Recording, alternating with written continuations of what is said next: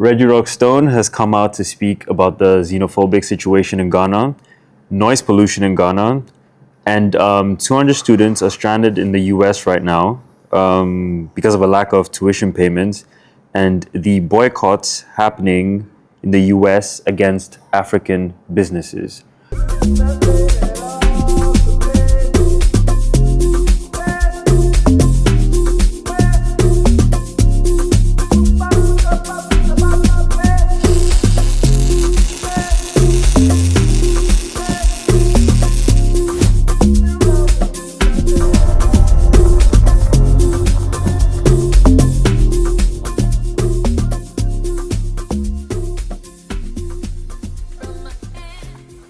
Yo, it's your boy Michelangelo, and we're back with Roots and Routes with my big bro, KP. How you doing? K Pizzle. So today we have a few topics on the table. We've got Your mama's crush. what? Jesus Christ! Reggie Rockstone has come out to speak about the xenophobic situation in Ghana, noise pollution in Ghana, and 200 students are stranded in the US right now because of a lack of tuition payments and the boycotts happening in the US against African businesses. So, KP, how are you feeling today? Disgusted By all this nonsense. nonsense. Xenophobic nonsense. Go ahead. Talk about it. But yeah, so if you've been on the internet lately, there's been talks of this Igbo king, Ghanaians destroying Nigerian businesses, this, that, and the third. And it's caused a lot of like xenophobic hatred and all this kind of like, I don't know, lots of separation is happening recently. And it was becoming dangerous. There's a lot of hateful speech going around. And finally, one very famous person in Ghana, who is Reggie Rockstone, a legendary musician who has been in the game for decades. I mean, if you're in Ghana, you don't know who he is, go learn your music history. But yeah, KP, what are your thoughts on that situation? I'm glad You Reggie. seen the video? Yeah, I fuck with Reggie. I'm glad Reggie Yeah. said something, man. You know what I'm saying? Like, somebody had to say something. Honestly, All these dumb niggas acting dumb. I'm sorry, somebody had to say something. If I say it, I'm being harsh. And I love the way he said it too. Cusses and all. Yes. You know what I'm saying? Reggie ain't gonna hold no punches. If you have any patriotism in you, if you have any Pan-African vibes in you, don't play with this bullshit. Man, do not encourage it. Ghana, Nigeria. Yep, you heard me. There's some bullshit going on about how Ghanaians are trying to kick Nigerians out of Ghana. It's some bullshit. This, ladies and gentlemen, brothers and sisters, is not true. It's not true. And we got to be careful that we do not evoke old xenophobic sentiments. We got a really dark history. You don't want to go back there. You really don't. Okay, so cut the bullshit and stop it right now. I'm going to need all you bloggers to get up on this here because, you know, that should run through the bloggers and speak on it. If you are some type of celebrity, you are well known for your well-knownness, don't sit down and don't say nothing. Speak on it about Ghanaians trying to kick Nigerians out of Ghana. That's some bullshit. It's a lie. Yeah, you might have a couple of folks wilding out, you know, and for whatever emotional, whatever's taking place, and they talking about it's a nationwide. No, it ain't. I'm Ghanaian. I live in Ghana. I'm pretty influential. And no, it's not a nationwide agenda to kick Nigerians out of Ghana. No, it's a fucking lie. And let it stay a lie. And I'm telling you right now, eye to eye, it's a fucking lie. And this is the same thing that I would speak on when I lived in the West. A criminal is a criminal. I ain't never been robbed by no Nigerian. I've been robbed by, you know, I had some bullshit jump off with my own kind. Ghanaians, African Americans, and white folks. A crime is a crime. Nigerians do crime. Ghanaians do crime. Nigerians and Ghanaians get together and do crime. White folks do crime. Indians, short, fat, and tall do crime. So the minute you start to play that card, bullshit. The Muzungu and the Uyibo and the Bruni, yeah, they're gonna come stir it up. Next minute, you got some bullshit jumping off that you don't want no passive. Oh, you forgot, right? That we got family over in Nigeria? Shit, I got family. That's Nigerian. That's a faction of my family that's married to Nigerians.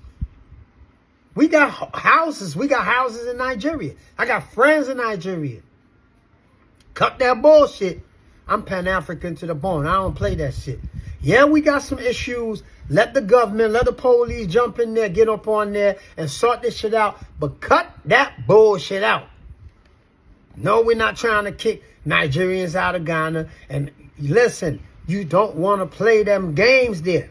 You really don't. Xenophobia is a bitch.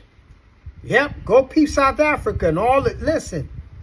And the Mzungu gonna be sitting back smiling because we do it to ourselves. Damn Nigerians. We're not even trying to kick white folks out. Why the fuck we gonna kick Nigerians, our cousins, out?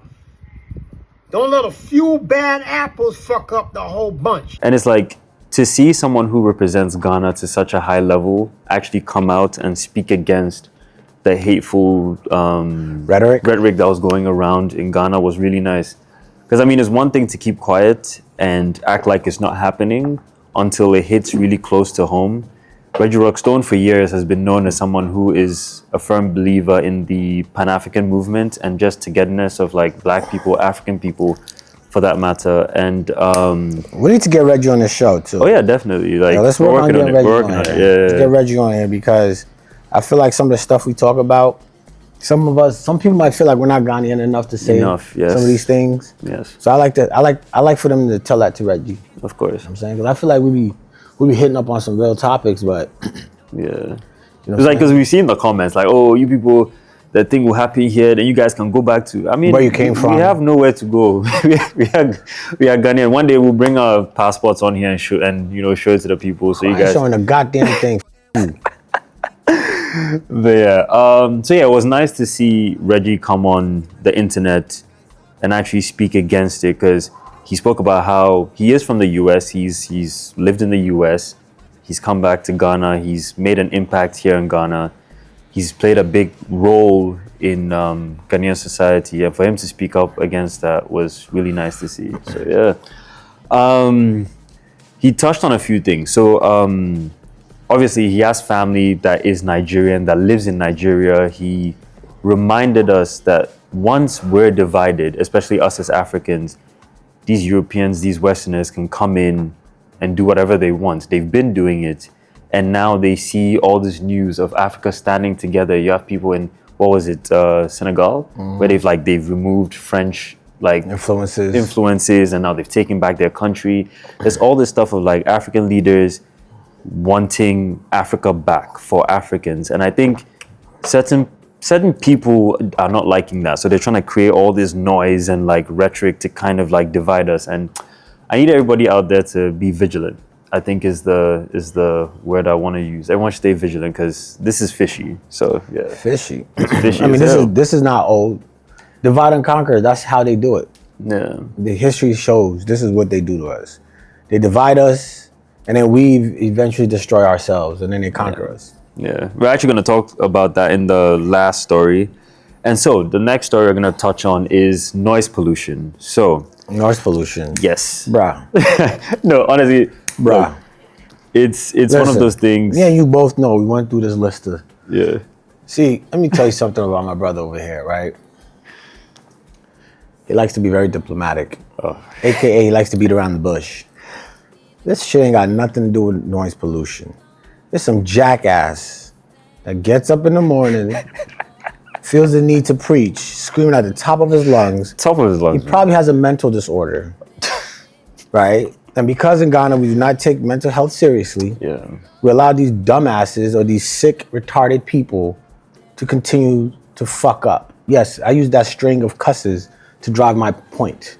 Not because I'm not articulate enough to use other words, but I feel the need that the people I'm talking to, I can't say that. I won't say that. I won't say that. But this is what I'll say, right? Sometimes when someone is doing something stupid, you gotta point it up. You know what I'm saying? We got to point it out. Yeah. And when I saw that video, and you're going to figure out what we're talking about. I'm like, yo, because you know what it is? You know what? We're going to get to it. Yeah. Go ahead. We're going to get to that. All right. And so the next story is... So the first story was what? The first story was Reggie speaking out about xenophobia. The next story was the noise pollution. This guy just yelling at the top of his lungs. Right. And being confronted by his neighbor for it. And then now is the 200 students. No, we're not going to move on that fast, bro. So you want to talk about, which one do you want to talk about? The second one. The second one? About? Yeah, you just mentioned it. But you said we would talk about it later. So, okay, my bad. Later? This is later. Yeah, my bad. So...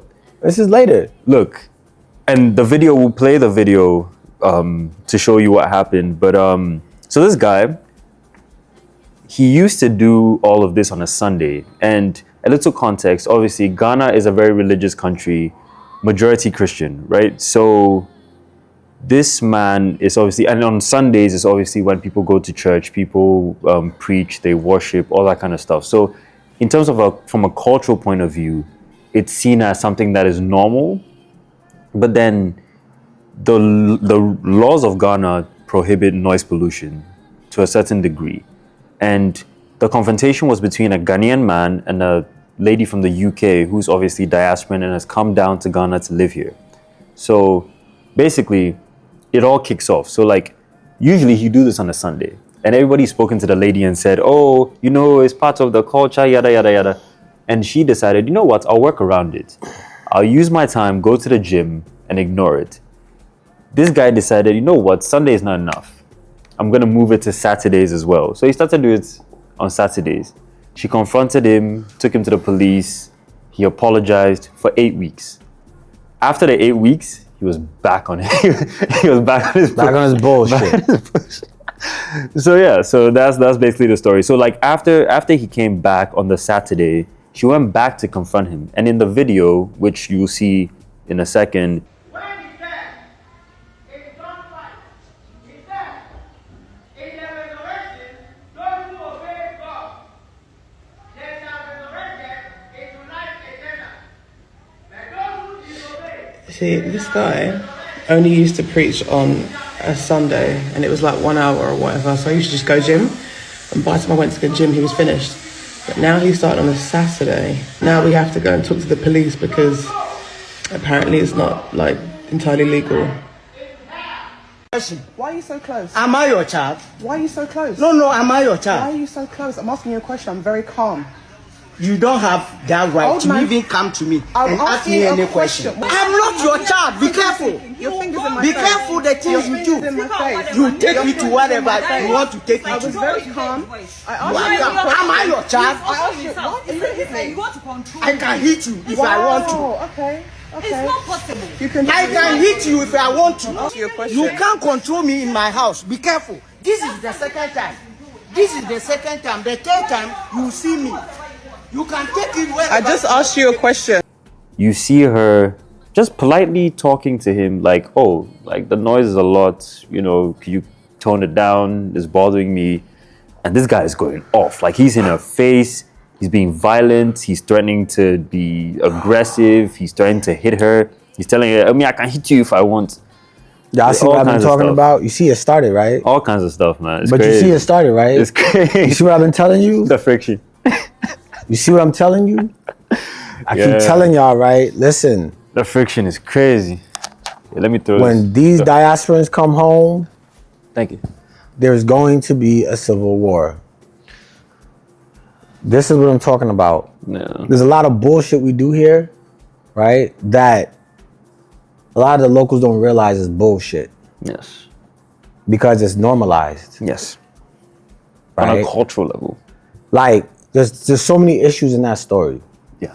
One, the first issue is the gentleman might have a mental problem. He might. Anger issues. Definitely anger issues. Okay, let's say, and we could touch up on that, but let's say initially, he probably has a mental problem. But as a culture, we make excuses for stupid things. Yeah. And our reasons for making those excuses, they differ. Yes.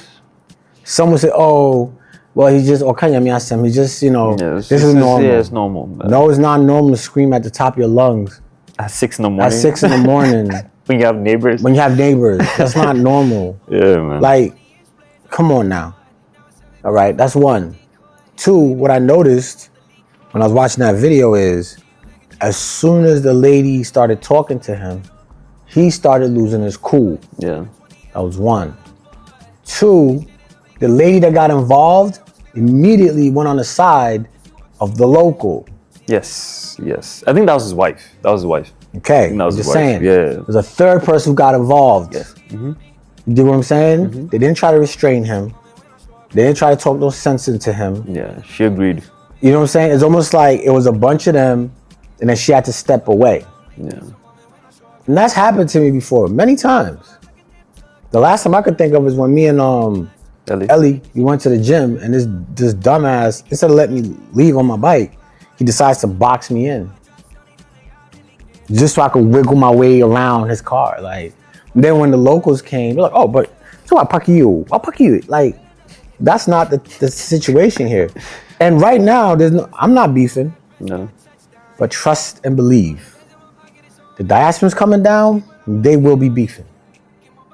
Because imagine if she had a husband. Yeah. That was in the military. Yeah. That was a gun in his house. So now come and talk to me. And you tell him that you're going to beat up Threaten his his wife? Oh. You know what I'm saying? The next story would have been he smoked him. Because like in the comment section, a lot of people are like, a man should have handled this. Exactly. But you don't want that. You don't. Trust me, you don't want that type of smoke. Because a man coming from the diaspora that's used to this type of like worse aggression. Yeah. And that the guy is probably not smart enough to know when to stop because he's probably never been experienced with this type of aggression. And plus, like you said, oh, you mean the diaspora or the man in the video? What I'm saying, the man in the video, right? Yeah. This is one thing I noticed about Ghana, right? Like in the States, I'm gonna use the States for example. It's not the wisest thing to get into a shouting match with someone. Or tell someone you'll be back or threaten them. You know what I'm saying? That's just not wise because if they do come back, most likely they'll be back with a gun or it'll be a different level of violence. Ghana doesn't have that type of violence. Yeah. You see what I'm saying? So there's things that a local would do that in the States, if you did, you will get shot. Yeah. And because they don't, that's not really an option in their minds. Here, they will take it there. Yeah. And the diaspora, not knowing any better or not really knowing the culture, they'll take it where they need to take it in their minds. Yeah. Now you have an issue. Yeah. And a lot of these issues will happen enough to the point where it's gonna look like it's the locals against the diaspora. Yeah. Now we're already seeing this level of xenophobia going around. Yes. And that's just in the continent. Right. On the continent. And just even in the country with Nigerians and Ghanaians. Yeah. Now imagine what's gonna happen when you have a lot of diasporans having these issues. Like for instance, my mom's crib in Kumasi, there's a church. Mm-hmm. Like it's not even a church, it's a house that's not completed and they turned it into a church. Okay. It'll be about 3 people in a church. Mm-hmm. They have this loud ass speaker. Yeah. There's like literally like 3 or 4 people there. This guy will get on a speaker and you could hear it throughout the whole neighborhood. It could be 7 in the morning on a Sunday, Wednesday evenings, and they're just like, I'm like, yo, I'm gonna get this thing shut down. I'm gonna go see somebody. And you know what they're gonna say? They're gonna say I'm evil. Yeah. It's like, oh, they're talking about God. Why would you want? Yeah. You know what I'm saying? Why would you want to do that? Like there's zones in Ghana for certain things. Yeah. But we don't care. Is it that we don't? I feel like my thing with when I saw this video, right? So obviously the lady mentioned she had reported to the police some time back.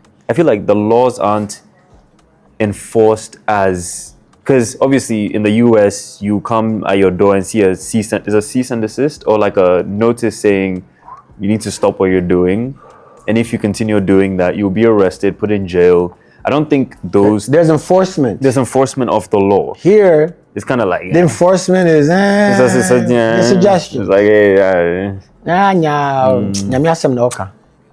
so that's not the he point. feels like, hey, I can be back on my, and you can't do anything about it. And the rest of the neighborhood, when I say we don't care, the rest of the neighborhood allows him to do it. Exactly. Because I think she was one of only 2 or 3 people that complained. Right. And then everybody else that complained was either a foreigner or somebody that's obviously traveled and stuff like that. And this is why I'm saying there's a level of enlightenment that comes from traveling that does not exist, and we do not like to say it. Admit, yeah. right? And the people coming down, they consider themselves enlightened to a certain degree. Just because they've been in a society where the laws are working, the systems are working to some degree. When they come here, they realize that stuff is out the window. So living amongst the locals is not going to be a good thing. It'll be mano a mano instead of it being man, law, Right. other man. There'll be no middle ground. So it'll just be like, So You know? when I saw that video, it was more or less like, it was just a precursor. yeah. That was like a taste. Yeah. A taste of. And what's to imagine come, the man. ones we don't see. Bro, I was even, you see how you mentioned your story? So, obviously, some of my cousins aren't here, right? So, some of my family is in here. And there's a house in East Legon. And because no one is there, the people that are meant to be taking care of the place have gone to build a shop in front of the house with no permission whatsoever. Right. Now, if you're going to sack them, they say, you're wicked. Obi Ejuma say Obi Ejuma. Yeah. Nobody in the community will say, oh, you can't do that. There are no laws to come and check to say, oh, you don't do that. They watched them build the shop up and nobody said anything. And I bet you was on the sidewalk. Yeah, it's right there in front of the house. See that dumb shit? See what I'm saying? So now I have to go find police, go and move them. And the thing is, if you're to approach this person, the locals around will gang up on you Yeah. and tell you how you're wrong. Yeah. Yeah, that's what's happening. That's why we're even getting to this point of having to call police and stuff. And then when the police get there, Well. what's gonna happen?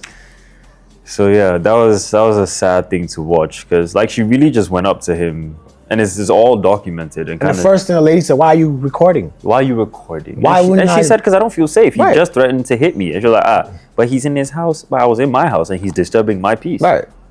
So we have and like, look, y'all gonna go back to these tapes. Right now, we're gonna make them. We're gonna get a couple views here and there. But watch, y'all gonna realize we told you this was gonna happen. Once these diasporans come down, there's about to be a civil war. Because a lot of the stupid shit we do out here doesn't make any sense. And we're hoping we don't get there. It's gonna get there.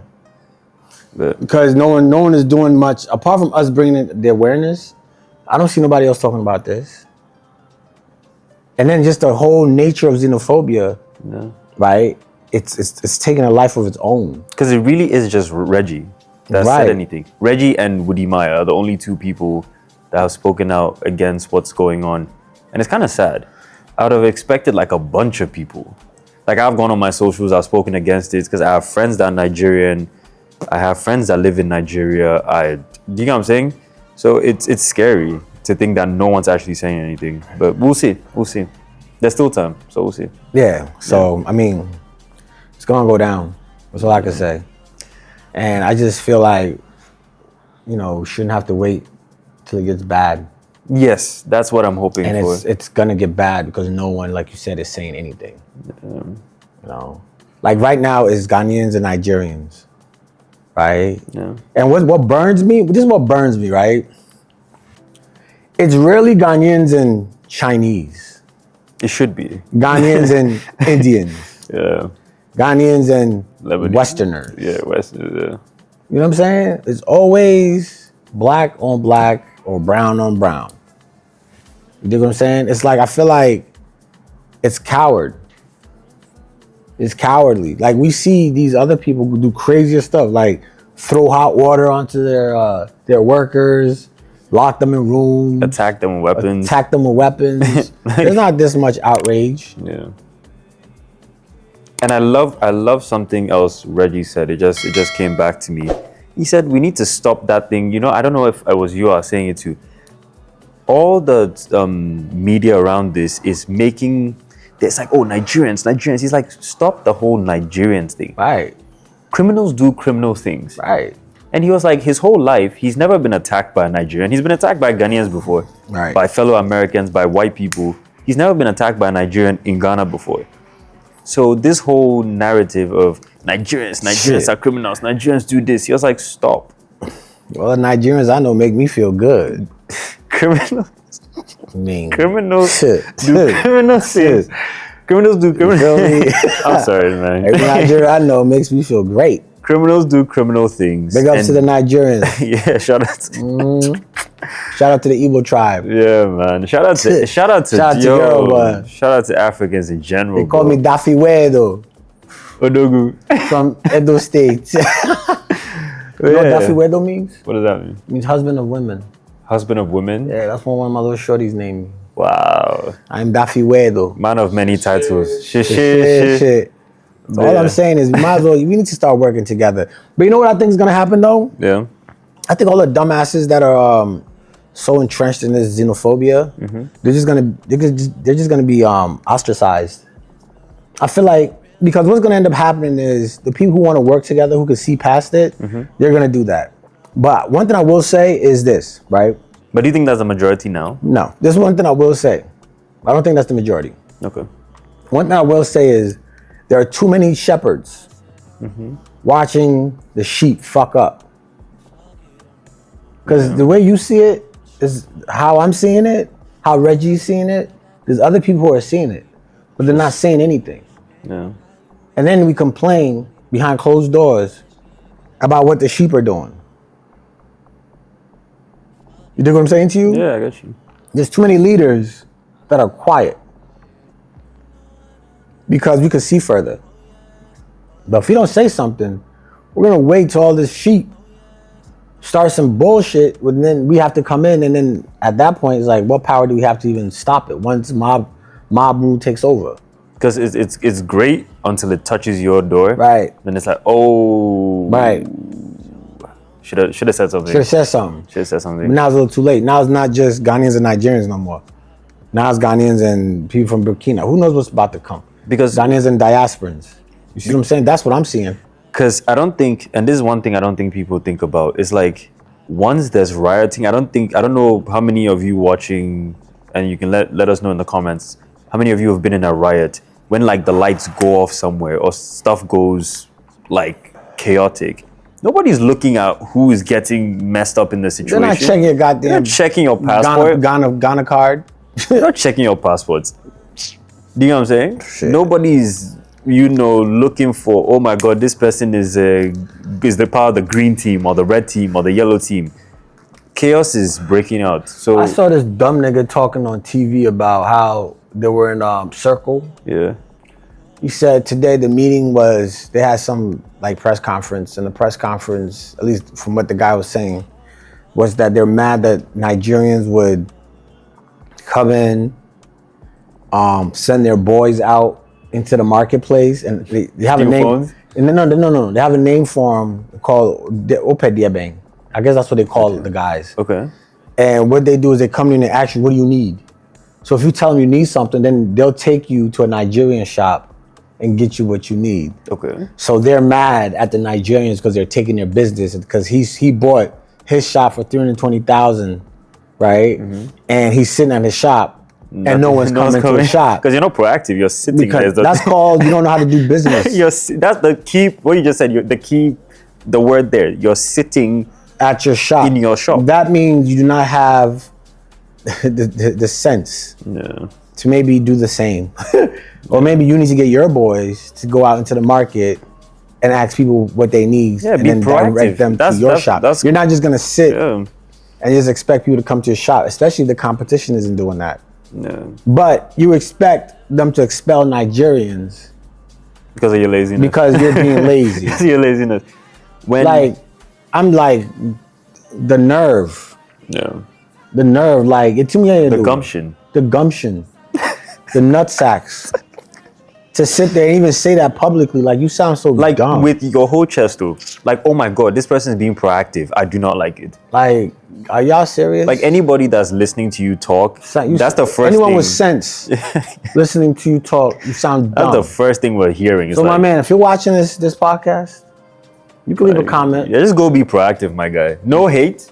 I know it's painful to see your competition trash you, but They didn't even trash you. go be proactive, They my just did guy. their job. They know they can't make any money sitting there. Yeah. So what they do is they hire Go some, to the person. If Right. they're not coming to you, go to I them. would love, if I get to a marketplace, Someone came to me It's so crazy how the stuff is organized. I really wish someone would come up to me and go, "Sir, what do you need?" What do you need? And I'll tell them exactly what I need, and they'll take me somewhere, and I'll get it. Because first I might think, oh shit, are you gonna go harvest my kidneys? But then I'll be like, oh, okay. No, I would never think that. I mean, No, but then you look like you and I look like me. yeah, but I mean, I'm so easy to kidnap. I mean, what, they're gonna kidnap you in the middle of the market? You better start doing some push-ups. Yeah, I know. You start working out with us now. Yeah. So, would you like to say any more on that topic? I have a lot to say on that topic. Dumbass. Like, that shit just be burning me, bro. Yeah, Like, I mean, it's and just I'm not even exhausting. gonna- and I'm not honestly. even gonna like. I'm gonna just tell y'all how I feel. You know what I'm saying we can't keep coddling these idiots. And that's the thing. No one is saying too much. Everybody just keeping their mouth shut, and then we're letting these fools just talk. Like, I'll be going through the comments. Oh yeah, that we can't stop that one. No, not even that. I just be reading them like, yo, people actually think like this. Yeah. And then you got some YouTubers, Yeah. right? And even with this whole Igbo King, right? I'm actually shocked. I'm not gonna lie to you, that there's been this much patience on the side of the Nigerians. Bro, thank you. Like, They were like, you know what? Hey. yo, Nigerians have been so patient with this like, shit. whoa, because they know what's at stake. But what is at stake? I feel like they know. I feel like I hope this is where they're coming from. Where it's like, their country is in a place where. I see what you're saying. Do you get what I'm saying? Like Nigeria right now, obviously problems with leadership, infrastructure, and a few other things, has made Ghana this land of milk and honey where they can come, be at peace, This is go the to school. Europe of Africa. Yeah, pretty much. Where they can go, like, and to them, we are their direct brothers, right? Right. Where it's like they take us Right. as their direct And brothers. that's what makes it sad, bro. Exactly. It makes it sad because here we are, right? We have a group of people that have come here. And not all of them are great people. Of Just course. like not all I mean, Ghanaians are great people. Not all either. Chinese Americans that are here or bro, you know, it's, yeah. However, like, they're here, they're running businesses. Yeah. You know what I'm saying? Like, if they all shut down their businesses, we would feel it. Yeah. And left our university. That's what I'm saying. We would feel it. Yeah.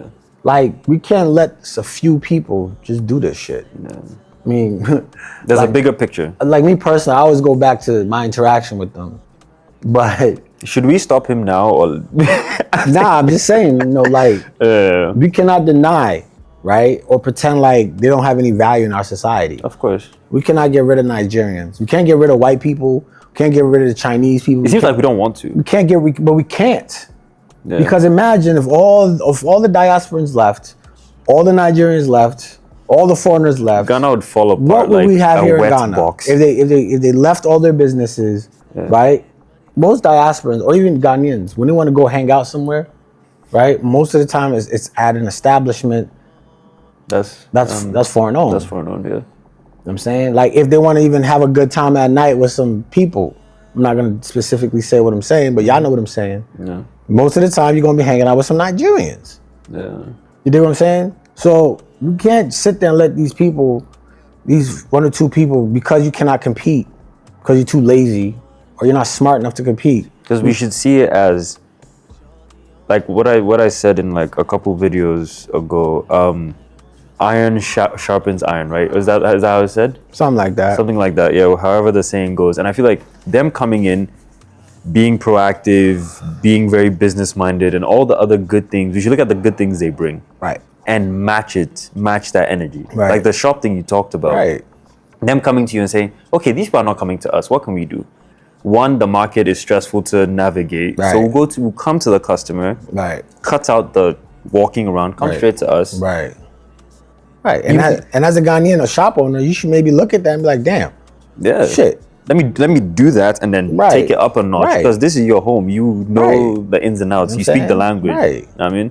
I mean, would you be more comfortable? I mean, I'm not saying you per se, but No, yeah, I'm sure a absolutely. local will be more comfortable with a local. with the local coming up to him and say, hey, can I help you Yeah. get something? Exactly. Opposed to maybe a Nigerian. You're So speaking in your native tongue. you having a home court advantage, what I would do is capitalize on that. Exactly. Get some small boys that speak Chi. Hey, man, them in the midst of my mouth. Oh, they don't know open. Oh, bra, ha.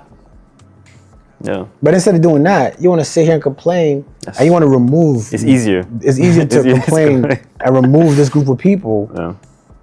Come on now, like this, and this is retarded. I'm sorry, but that's that. That's all I gotta say about that. Yeah, so that's that. So can we move on to the next topic, bro? This one will be a quick one. It's just, I think this one, we don't even have to talk about it that much. It's Don't let mostly this just... nigga pressure you. Oh, no, it's not. It's Ellie's not, pressure. Yo, shout out to Ellie. Ellie's It's not, bullying him it's behind not the Ellie. camera. It's not Ellie. It's more the fact that this really doesn't need to be talked about because, okay, so is the story about the 200 students that are currently stranded in the U.S. because the government is unable to pay their tuition fees. They were given scholarships by the government to go study.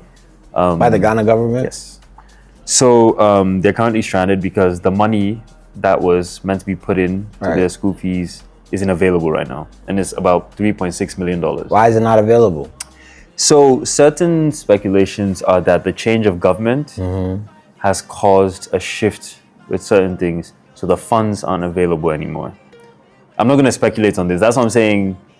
I don't know. I'm going to see how this continues to develop. There's not much news on it right now. So I'm going to wait until it develops a little bit more and then we can talk about it on another video. But what I'm going to say is we sit on this podcast and we talk about developing Africa, developing Africa, developing Africa. Everybody wants to sit on their hands. Our leaders want to continue, pocketing money, being corrupt, this, that, and the third. The US is a country where even if things aren't the best, but then systems work. That's why all these 200 students went there for school. If we build that infrastructure here where students can be in Ghana and study subjects in STEM, in science, in math, so on and so forth. Once this happens, everybody like, oh, okay, that cool. 3.something million, if we took that and built facilities here for them to study, wouldn't that make more sense? KP, that's why I said we won't talk about this. No, I'm just saying. You brought it up. I'm not getting angry. I was saying, you brought it I up, would get angry. let's talk about it. Like, I'll get annoyed. You know what I'm saying? Like, that 3.something million, we could have easily built a facility here. Oh, yeah. You know what I'm saying? They could do distance learning. Yeah. I'm saying. Just come down, provide the facilities. If you felt like maybe the technical know-how wasn't there, we could easily hire professors overseas to come down for less than $3 million. And then teach the kids what we need them to learn. The people with the knowledge are here. We don't even need those. We don't need them. People are here themselves. So yeah, that's another thing. So we sit on this podcast. We say, please, let's develop the country. Let's connect with our other African. Because bro, we can go right here to Rwanda, South Africa, to Egypt, to Ethiopia. There are people with vast knowledge there. We don't have to go to the US for anything. We sit here. We say, let's collaborate with our African brothers. You go in our comment section, you say we should shut up. We ain't shutting up, just so you know. Ayo. So yeah, so I mean, if Africa was a continent where this was available, everyone could just be like, oh, bet, you don't want us here? Cool. Did we address the hair braiding thing? We're about to. That's what I'm saying. We don't need to take time on this one. And this next one touches on every, Right. And it goes back to the whole xenophobia, the self-hatred for each other, and black hate in general. So in the US right now, Black American or African Americans are threatening to boycott starting August 1st. African businesses Braid in shops. the United States. Hi guys. So listen, I made this post to boycott the African braid shops. And honestly, I didn't expect it to pick up as much momentum as it did, but it did, and I think it's a good thing. And like I said, I don't just talk about it, I bees about it. So, since it's picking up so much momentum, since we are in a paradigm shift, and since we as Black Americans are really sick and tired of being sick and tired of being sick and tired of telling them we are sick and tired of being beat, battered, bullied, and abused by every ethnicity that is not a Black American, I have picked a date. And I say starting August the 1st, for the entire month of August, we boycott African-owned businesses. That includes restaurants, hair salons, braid shops, etc., etc. It's time to show them that our Black American dollar is what runs this damn country. We are no longer tolerating disrespect. We are demanding it. We have been punching bags long enough. No more. So, I say again, August 1st, we're going to start. And for the entire month of August, no support for African businesses from Black America. Now, there are some of you in the comments that are saying, well, if we're going to do this to our own people, to Africans, which, by the way, they're not our own people. They are not Black American, and they don't even want to associate themselves with us. But I digress. If we're going to do this to them, then y'all are saying, well, we should do this to the Asians. We should do this to the Arabs. We should do this to this. I agree. And if you want to do that, start your cause. Shit, again, I bees in the trap. I'm about this life. We can do one ethnicity a month for all I care. Start your cause. Get out my comments. Start your cause, and we'll follow it. That's it. Don't challenge me to do it. I'm doing what I believe in right now. So you do what you believe in right now. This one is August. Pick who you want to do for the month of September. State your case. Start your cause. Share your video that is motivating this. And rally the troops. I am all in. But right now, for the month of August, August 1st through August 31st, no support for African businesses. All right? And as I always say, Black American power. Let's go. I think it was braid shops in particular. I'm not sure if it extended towards other African shops. I think I saw the videos that said, not even just braid shops, just African businesses in general. Because there's even a festival that he wants to boycott. The Essence Festival? Essence Festival, yeah. So, I never even realized the Essence Festival was particularly to celebrate. Like a hip-hop thing, like an African-American thing. It's an African-American festival, but, you know, a lot of people I don't think knew that it was specifically as nuanced. Yeah, that it's a Black American festival celebrating Black culture. Okay. But what is Black culture? But exactly, that's my whole thing. Like, you know, now you have this whole thing about FBAs, like everyone's delineating themselves. Like everyone's splitting themselves up. Into, and it just seems kind of strange to me that all of a sudden, after we had this whole what was it called in 2019? The Year of Return. The Year of Return, after the Return and Beyond now. Yeah, Beyond the all Return. This, Afro Nation. Everyone's coming to Ghana to see about their roots. All of a sudden, this xenophobia is going on. And a lot of it, I'm realizing, is online. Like, when they were showing those videos of Nigerian youths destroying Igbo shops, Ghanaian youth destroying Igbo shops. Lies. I didn't see it. All lies. I didn't see it. So who's putting this stuff together? Like even the whole Igbo King, the video was from 2013. You see what I'm saying? Like, why all of a sudden is this surge? Yeah. Right? And it's fake news. It's fishy. And most of the time, it's promoting Black hate. One Black group against another group of Black people. You see what I'm saying? Why is the algorithm just pushing this stuff out? Because they could choose not to show it. Yeah, but we don't control the algorithm. We don't control any of these social media. That's my point. Why aren't they pushing more? Even AI, we don't. Right, they're not pushing more of African unity. It's always Black division, ratchet nonsense. What's the word I'm looking for? Uncultured nonsense. Debauchery. Just all the niggery they want to push forward to make it seem like we don't know what we're about, and it's really scary. All the stuff that has nothing to do with nothing is what they're pushing forward, and it's really scary. I mean, is it scary? I mean, it's scary in a sense that it kind of, well, at least for me, it brings you back to the fact that we really don't control the narrative at all. And if we aren't vigilant and we don't try and have more of these conversations, we will get burnt again. And when you say we, who's we? Black people, just across the board. Across the world. We get burnt again. Let me be a little bit more specific. When you say we, like I said, I feel like the leadership. And I'm not talking about government. Yeah. Government is one level of leadership. Yeah. Like we have community leaders, yeah. You know what I'm saying? Religious leaders. Right. You know what I mean? Like I feel like there's people who socially, you know, they set the tone to some degree. Of course. Like you said, Reggie came out and said something. Which was beautiful. Right. Yeah. Like how many more other people can come out and say something? And I know they see it because they're saying nothing. You dig what I'm saying to you? Yeah. Because what they might have to say might not be popular. But they might lose views. Yeah. They might lose sponsorships. They might lose viewership. But what's more important? You dig what I'm saying?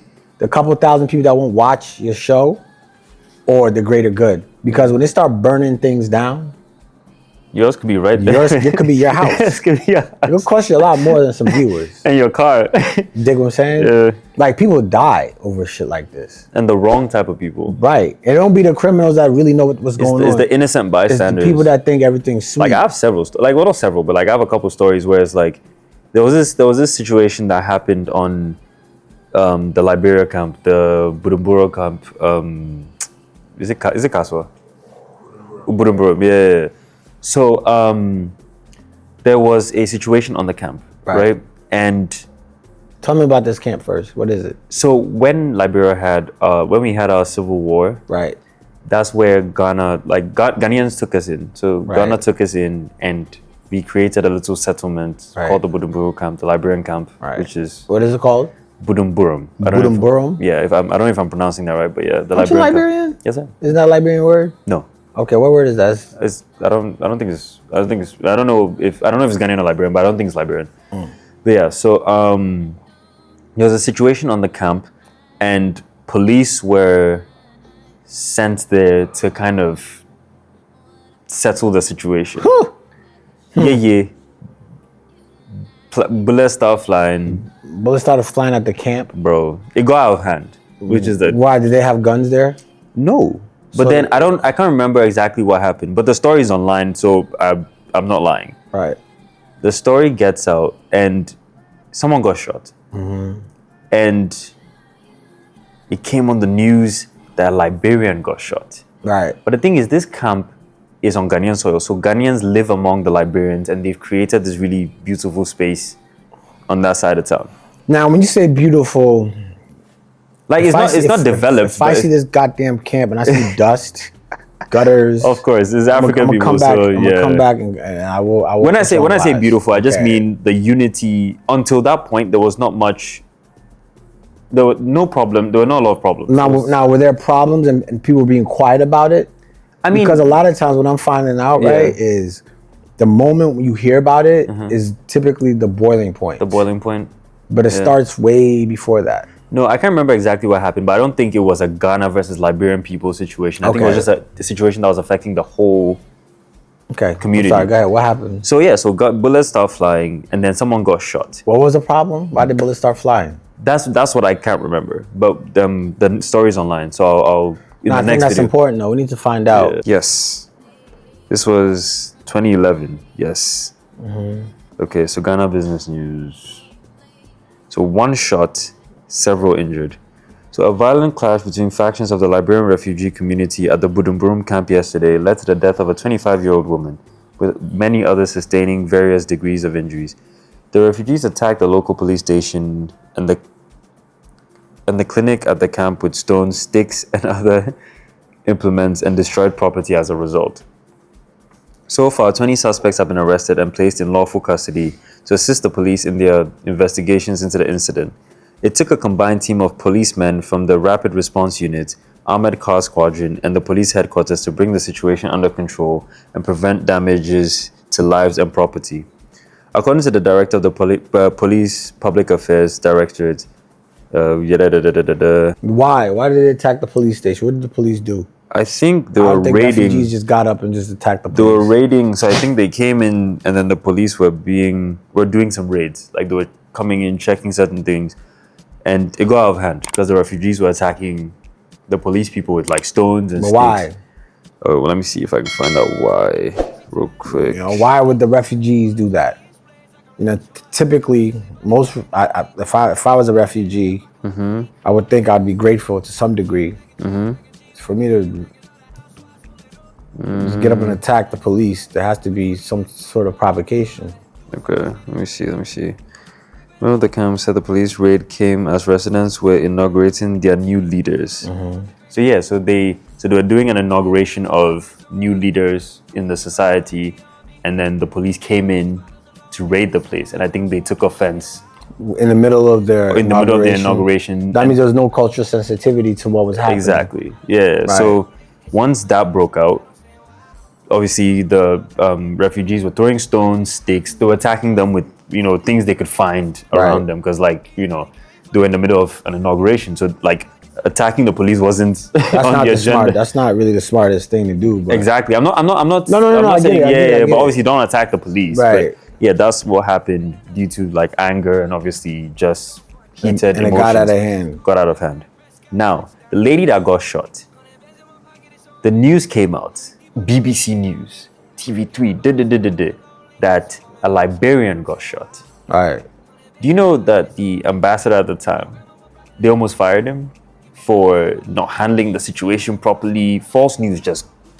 Right. And this was 2011. This is 2011. And it's worse now too because you got AI. You have AI. You got more social media platforms. Exactly, that we don't have control over. Right. So BBC came out with this scathing report thing on the current the ambassador at the time, the Liberian ambassador at the time, who was responsible for the community and the Liberians in the country at that time, saying they should recall him. He's not handling the situation correctly. Just for the news to come out, that was a Ghanaian girl that Ghanaian police had shot. That's not even better. That's not better. It's not better. Right.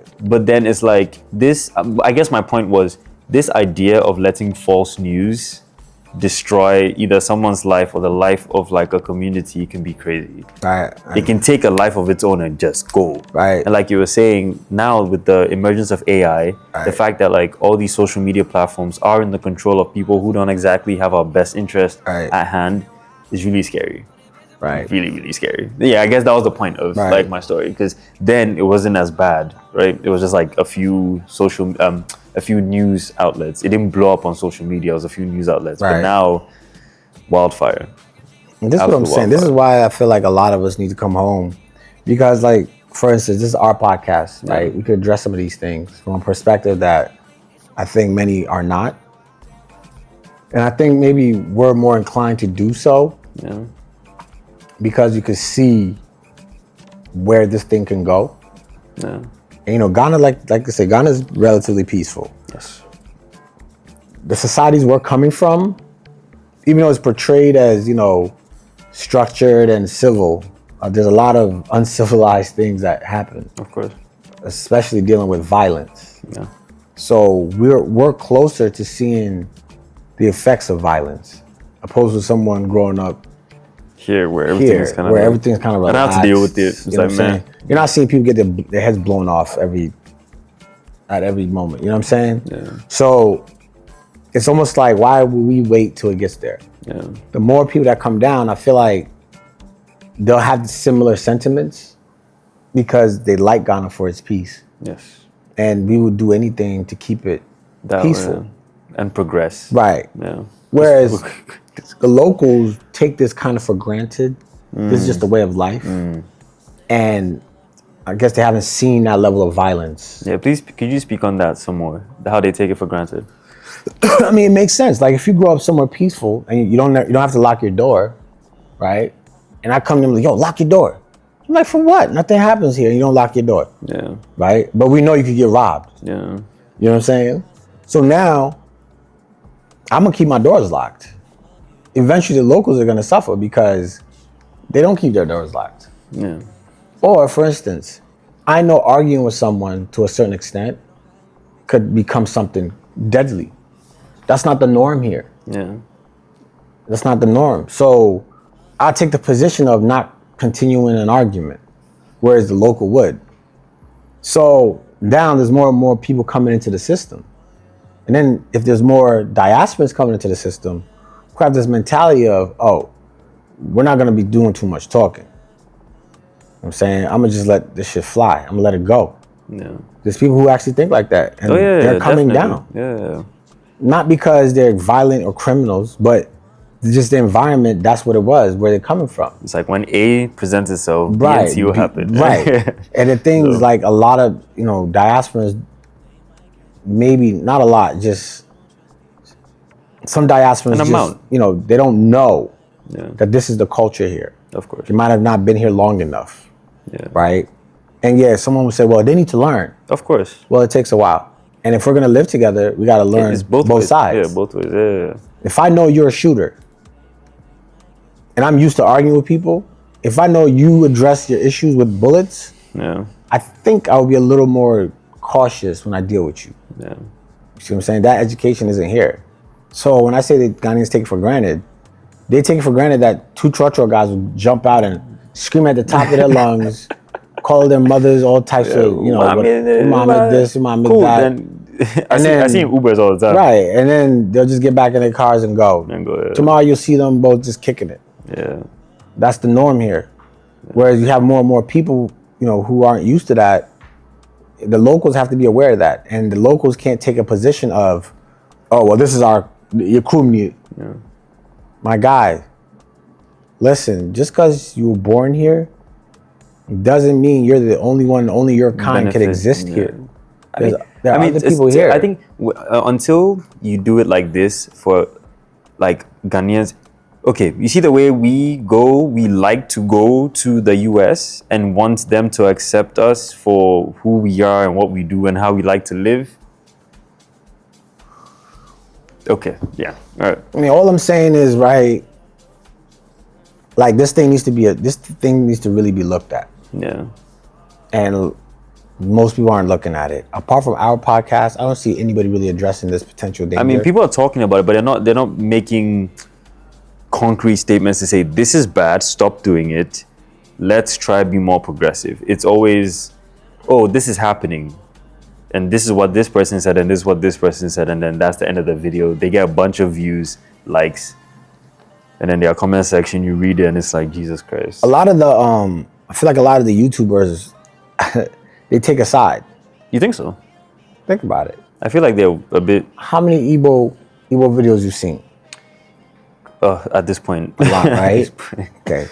How many YouTubers have you seen condemn what Ghanaians are doing? When they talk about Nigerians being criminals and they're killing people and they're doing this. How many YouTubers, you see what Reggie said? Yeah. How many YouTubers have you seen take that position? Not many. See my point? No. A lot of them, they'll be disrespecting that Igbo chief, king, whatever you want to call them. Or making jokes. Right. They'll be, coming at the Nigerians. It seems like with their tone, how they present the facts, they're supporting the Nigerians. I mean, the Ghanaians. Like the evacuation of... You dig what I'm saying? And then what I find even surprising, which I think is laudable, is the Nigerians, when they make videos that I see, typically, I see them like understanding where Ghanaians are coming from. Can you put this in charge? They'll say, you can't go to someone else's land and make yourself king. I keep hearing Nigerians say that. Yeah. So to some degree, I feel like Nigerians are being very diplomatic in their approach. Of course. And like you said, maybe it's because they view Ghana as, not an oasis, but like a way out, like a land of opportunity for them. It's like, instead of, going to the West, our brothers are right there. I can just hop over to Ghana, pay my dues, get an education, get some safety, and, go about my business and then come home. Right, be more progressive. Yeah. So yeah, man. That's just it, man. We need to, this is xenophobia. They do it to us too. I'm gonna baby, I'm gonna free buy. Niggas ain't going nowhere. Just understand that. And it doesn't even help the country. That's why I think a lot of the leaders haven't said anything. They don't want to become unpopular. You see what I'm saying? Yeah. They don't want to become unpopular, and then they don't want to maybe perpetuate the sentiment of Nigerians leave or foreigners leave, because they know how it benefits and how important foreigners are to the country. Yeah. However, somebody has to say something. Yes. And I definitely, my hats off to Reggie, Mr. Reggie man, Rockstone, because I hope you're the first and you'll set an example for other influential people here in Ghana to follow, because we need to hear more of this type of rhetoric of not hating each other and just working together. Me personally, I feel like if we do end up working together, it'll just be better. Yes. It'll just be better. Yes. That's all I gotta say. So that's it for us today, guys. So I guess closing words, I'm just gonna say, look, we need to stay vigilant and we need to just stop, perpetuating all this, hate speech, this separation, division of blacks, Africans, black Americans, just black people in general. We need to stick together, because The world is getting scary, and we need to have each other's backs. That's the only way we're gonna survive and stick it out. So yeah. Now, I'm not sure if we really dug deep into this whole Which one? boycotting Oh, the businesses. African business. Like that don't make no sense. Yeah, I don't. my brain. When you sent me the video, I was like, What are we doing? how is that gonna work? What are we doing? Who loses out of that? Because I know all the black people that are even going to be a part of this boycott. You had a bad experience with the Chinese place. Right. You've had bad experiences With people with across the Yo, Jamaica and anything. when you go into like the little shops, the little corner stores in the States, Yeah.